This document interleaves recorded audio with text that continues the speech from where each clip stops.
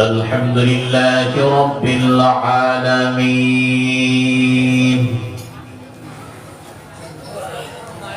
والصلاة والسلام على خير خلقه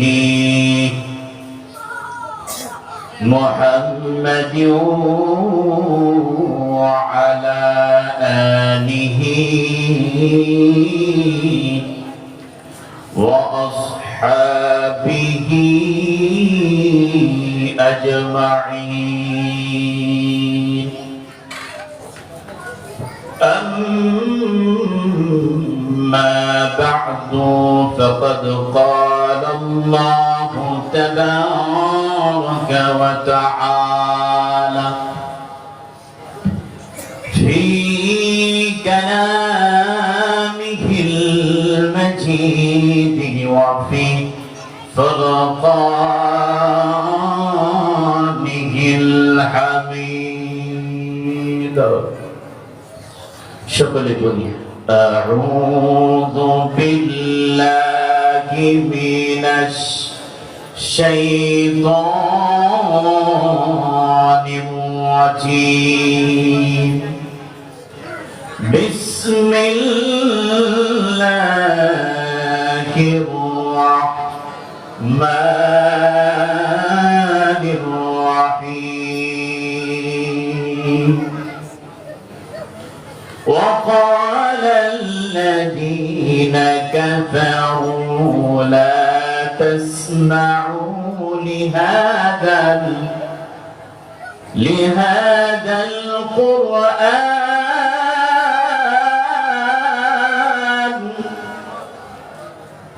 والغوا فيه لعلكم تغلبون.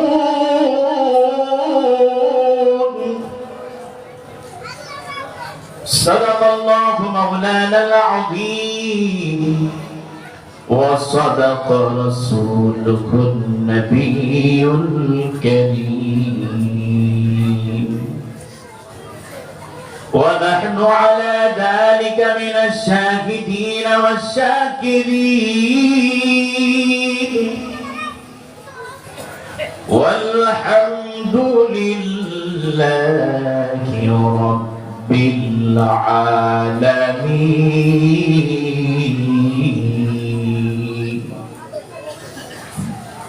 وقال تعالى في شان حبيبه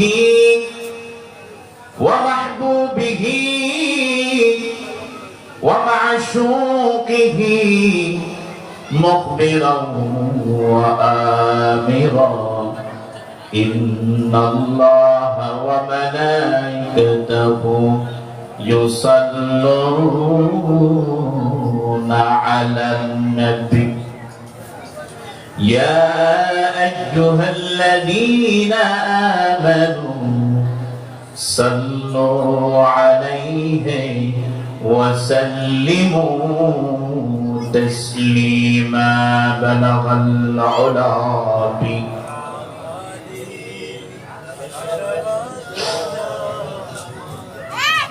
بلغ العلا بكماله كشف الدجى بجماله حسنت جميع خصاله. उतर कर गारी हिरासत उतर कर गारी हिरासत सोए कम आया अवनी की नस्खे तिमिया सत लेकर आया. बलगल उलाबी كماله كشف الدجى بجماله حسنت جميع خصاله. صلوا عليه وآله. الحمد لله. مركز القرآن حامي السنة مدرسة কর্তৃক আয়োজিত আজকের এই মুফতি সালসার সম্মানিত সভাপতি ও মুআজ্জিজ মুকাররম জাতির মাথার মুকুট উলামায়ে কেরাম, দিগর মুরব্বিয়ানে ইসলাম ও আমার সমবয়স্ক যুবক ভাই বন্ধুগণ, পর্দার আড়ালে পর্দার নিশিতে আমার মা ও বোনেরা, যে আল্লাহ রাব্বুল আলামিন আমাকে আপনাকে কোরআন ও হাদিস ভিত্তিক আলোচনা করা এবং শোনার যে তৌফিক দিয়েছেন, সেজন্য আমরা আমাদের অন্তরের অন্তরস্থল থেকে হৃদয়ের সবটুকু ভালোবাসা উজাড় করি, জবানের শর্মিন্দাকে পরিহার করি, কালিমাতুশ শুকর আদায় করে আলহামদুলিল্লাহ। সমস্ত প্রশংসার মালিককে, সমস্ত ক্ষমতার উৎসকে, তাহলে আল্লাহর জমিনে কার প্রশংসা হবে? একমাত্র আল্লাহ রাব্বুল আলামিনের প্রশংসা হবে, অন্য কারো নয়। তাহলে আমরা আবার প্রশংসা করি আলহামদুলিল্লাহ। মানুষ অনুযায়ী আওয়াজ হচ্ছে না, আবার বলি আলহামদুলিল্লাহ।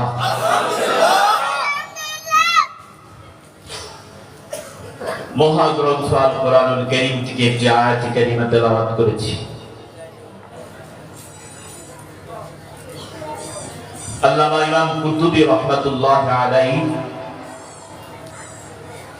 রাইসুল মুফাসসিরিন আব্দুল্লাহ ইবনে আব্বাস থেকে বর্ণনা করেন,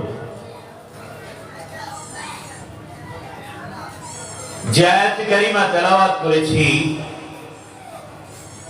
উক্ত আয়াত কারীমাকে আল্লাহ তাআলা মক্কার সবচেয়ে বড় সন্ত্রাস, মক্কার সবচেয়ে বড় মুসলমানের দুশমন, ইসলামের দুশমন, কোরআনের দুশমনের শানে আল্লাহ পাক নাযিল করেছেন। সুবহানাল্লাহ। আল্লামা ইমাম কুরতুবী রাহমাতুল্লাহি আলাইহি রাইসুল মুফাসসিরিন আব্দুল্লাহ ইবনে আব্বাস থেকে বর্ণনা করেন, মক্কার সবচেয়ে বড় সন্ত্রাস, মুসলমানের দুশমন, কোরআনের দুশমন, ইসলামের দুশমনের শানে মহান আল্লাহ রাব্বুল আলামিন এই আয়াতে কারিমা আল্লাহ পাক নাযিল করেছেন। কিভাবে? আল্লাহ নবী বিশ্বনবী হুজুর আকরাম সাল্লাল্লাহু আলাইহি ওয়াসাল্লাম যখন মক্কার অলিতে গলিতে কোরআনের দাওয়াত দিতেন, ইসলামের দাওয়াত দিতেন, রহমতের দাওয়াত দিতেন, তখন কোরআন অনুযায়ী যখন মানুষগুলোকে ইসলামের দিকে আহ্বান করতেন, আস্তে আস্তে কাফের বেঈমান মুশরিকের দলেরা ইসলামের দিকে অগ্রসর হতে লাগলো। তখন মক্কার মুশরিকরা চিন্তা করল, আব্দুল্লাহর বেটা মুহাম্মদ যেভাবে মানুষকে ইসলামের দিকে আহ্বান করতেছে, কোরআনের দিকে আহ্বান করতেছে, এভাবে যদি সে দিন দিন আহ্বান করতে থাকে, তাহলে আব্দুল্লাহর বেটা মুহাম্মদের অনুসারী বেশি হয়ে যাবে। আব্দুল্লাহর বেটা মুহাম্মদ কোরআন দিয়ে দাওয়াত দিচ্ছে, কোরআন তো কোরআন দাওয়াত দিচ্ছে, এভাবে যদি দাওয়াত দিতে থাকে আর আমরা যদি নিষেধ না করি, তাহলে আব্দুল্লাহর বেটা মুহাম্মদের অনুসারী বেশি হয়ে যাবে। সেজন্য মক্কার মুশরিকরা চক্রান্ত করল, যেই চক্রান্তর কথা মহান আল্লাহ রাব্বুল আলামিন সূরাতুল হামিম আস-সিজদার 26 নম্বর আয়াতের মধ্যে আল্লাহ বলে দিয়েছেন, وقال الذين كفروا لا تسمعوا لهذا القرآن والغوا فيه لعلكم تغلبون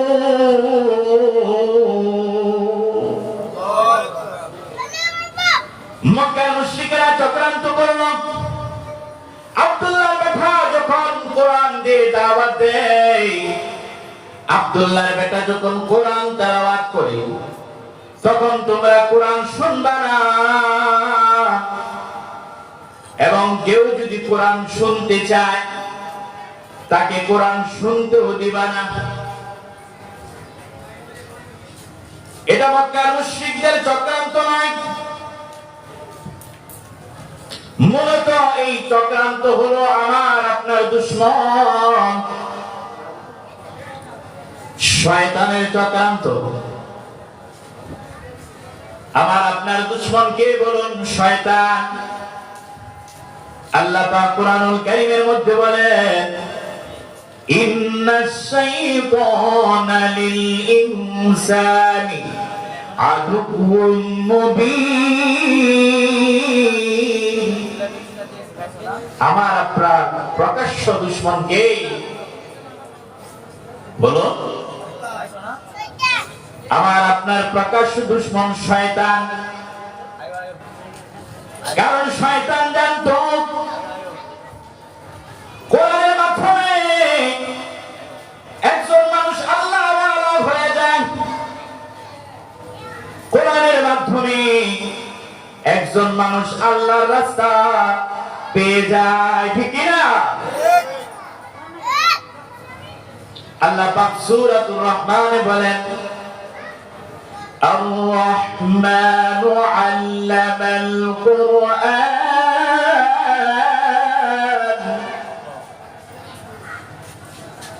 الرحمن علم القرآن خلق الإنسان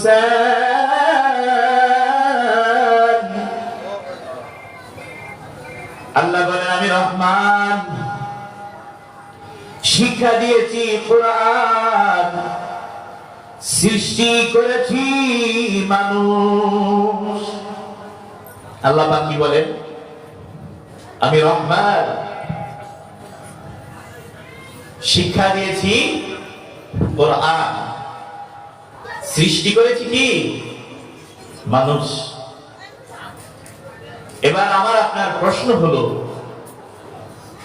আল্লাহ যে বললেন আমি রহমান শিক্ষা দিয়েছি কোরআন সৃষ্টি করেছি মানুষ এখানে আমার প্রশ্ন হলো পৃথিবীর জমিনে কি শিক্ষা আগে এসেছে না মানুষ আগে এসেছে বলুন কে এসেছে আগে মানুষ না শিক্ষা মানুষ আগে এসেছে মানুষ যদি পৃথিবীর জমিনে না আসতো তাহলে শিক্ষা কোথা থেকে আসতো আল্লাহ পাক কুরআনুল কারীমের মধ্যে বলেন আমি রহমান শিক্ষা দিয়েছি কোরআন সৃষ্টি করেছি মানুষ আমি রহমান উপরে মাঝখানে রেখেছি কোরআন এরপর মানুষ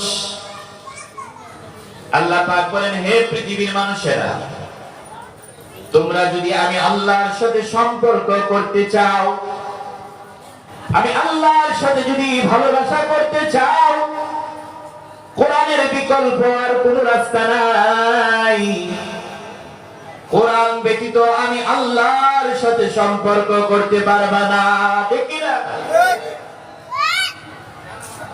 কোরআন ছাড়া আল্লাহর সাথে কেউ সম্পর্ক করতে পারবে তাহলে কোরআনের মাধ্যমে সম্পর্ক করবে কার সাথে একমাত্র আল্লাহ রাব্বুল আলামিনের সাথে আল্লাহ পাক কুরআনুল কারীমের সূরাতুন নূরের 55 নম্বর আয়াতের মধ্যে আল্লাহ বলেন ওয়াদাল্লাহুল্লাযীনা আমানু মিনকুম ওয়া আমিলুস الصالحات আল্লাহ পাক কোরআনুল কারীমের সূরাতুন নূরের 55 নম্বর আয়াতের মধ্যে আল্লাহ বলেন, হ্যাঁ পৃথিবীর মানুষেরা, আমি আল্লাহ তোমাদেরকে তিনটা প্রতিশ্রুতি দিয়েছি। যদি তোমার জিন্দেগি যাপন করো কোরআন অনুযায়ী, তোমার পারিবারিক ব্যবস্থা, তোমার সামাজিক ব্যবস্থা, তোমার রাষ্ট্রীয় ব্যবস্থা, তোমার লেনদেন, কথাবার্তা সবকিছু যদি কোরআন অনুযায়ী হয়, এক কথায় রান্নাঘর থেকে সংসদ ভবন পর্যন্ত যদি প্রত্যেকটা সেক্টরে আপনি কোরআন অনুযায়ী চলতে পারেন, মহান আল্লাহ রাব্বুল আলামিন সূরাতুন নূরের 55 নম্বর আয়াতের মধ্যে মহান আল্লাহ রাব্বুল আলামিন তিনটা প্রতিশ্রুতি দিয়েছে। সুবহানাল্লাহ, তিনটা প্রতিশ্রুতি দিয়েছেন আল্লাহ বলেন, ওয়া'দাল্লাহুল্লাযীনা আমানু। এক নম্বর শর্ত হলো ঈমান আনতে হবে কার উপর? কিন্তু আমি আপনি ঈমান এনেছি দোকানের উপর, আমি আপনি ঈমান এনেছি ব্যবসার উপর, আমি আপনি ঈমান এনেছি চাকরির উপর, আমি আপনি ঈমান এনেছি আমার সন্তানের উপর, আমি আপনি ঈমান এনেছি আমার চাষাবাদের উপর। তাহলে আপনারাই বলুন, ঈমান আনাটা কি ঠিক হলো না হলো না? আমি আপনি ঈমান এনেছি ব্যবসার উপর, ব্যবসা যদি না করি তাহলে আমার খাবারের ব্যবস্থা হবে না, এরকমটা আমরা ধারণা করি না। চাকরি যদি না করি আমার খাবারের ব্যবস্থা হবে না, দোকানদারি যদি না করি আমার খাবারের ব্যবস্থা হবে না, আমার সন্তান যদি বাহিরের কোথাও রাষ্ট্রে অন্য রাষ্ট্রে যদি না যাইতো তাহলে আমার খাবারের ব্যবস্থা হইতো না। যতদিন পর্যন্ত আমি আপনি আল্লাহ রাব্বুল আলামিনের উপর ঈমান না আনবো, ততদিন পর্যন্ত আমি আপনি কোরআন অনুযায়ী চলতে পারবো না। তাহলে ঈমান আনতে হবে কার উপর? একমাত্র আল্লাহর উপর। আল্লাহ রাব্বুল আলামিন সূরাতুন নূরের 55 নম্বর আয়াতের মধ্যে আল্লাহ বলেন, ওয়া'দাল্লাহুল্লাযীনা আমানু মিনকুম ওয়া আমিলুস সালিহাত। তোমাদের মধ্য থেকে যারা আমি আল্লাহর উপর ঈমান আনবে এবং আমলে সালেহ করবে, নেক কাজ করবে, আমি আল্লাহ রাব্বুল আলামিন তোমাদের জন্য তিনটা প্রতিশ্রুতি দিয়ে দিলাম। এক নম্বর প্রতিশ্রুতি কি? আল্লাহ বলেন, শাসন ক্ষমতা আমি তোমাদের হাতে তুলে ধরব। এক নম্বর ওয়াদা আল্লাহ বলেন, শাসন ক্ষমতা আমি আল্লাহ তোমাদের হাতে দিয়ে দিব। যদি আমরা আল্লাহর উপর ঈমান আনি তাহলে শাসন ক্ষমতা আল্লাহ কার উপর দিবেন? এবং নেক আমল যদি করি আল্লাহ তাআলা শাসন ক্ষমতা আমাদের হাতে তুলে দিবেন। তাহলে এবার আমার আপনার প্রশ্ন হলো, গোটা পৃথিবীতে শাসন ক্ষমতা মুসলমানের হাতে না ইহুদি খ্রিস্টানদের হাতে? দ্বিতীয় নম্বর প্রতিশ্রুতি হলো, আল্লাহ রাব্বুল আলামিন গোটা